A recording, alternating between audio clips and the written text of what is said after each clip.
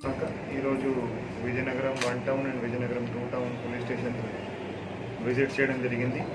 విజయనగరం టౌన్లో ఎట్లాంటి క్రైమ్స్ జరుగుతున్నాయి, ఎట్లాంటి క్రైమ్ ఇష్యూస్ ఉన్నాయి, ఎట్లాంటి లా అండ్ ఆర్డర్ ఇష్యూస్ ఉన్నాయి, దాని మీద పరిశీలించడం జరిగింది. ఇక్కడ గాంజా ప్రాబ్లం ఒకటి ఎక్కువ ఉందని గుర్తించడం జరిగింది. అదేవిధంగా కొన్ని ఏరియాస్లో యాక్సిడెంట్స్ జరుగుతున్నాయి.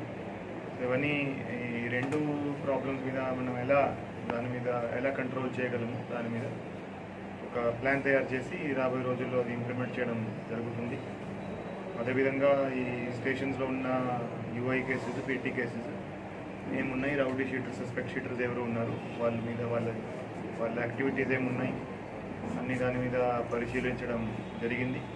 అదేవిధంగా సిబ్బంది పనితీరు మీద కూడా పరిశీలించడం జరిగింది.